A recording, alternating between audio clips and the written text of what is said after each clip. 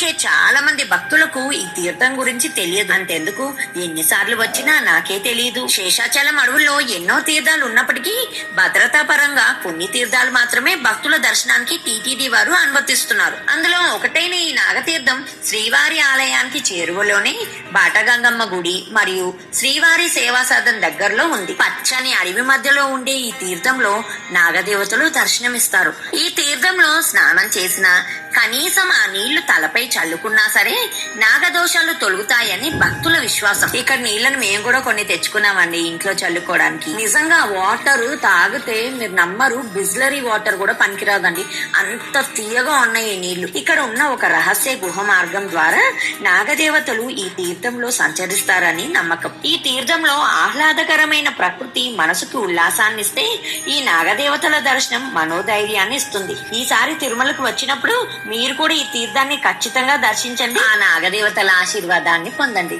మీ కవిత. నమస్తే అండి, నేనున్న ఈ ప్రదేశం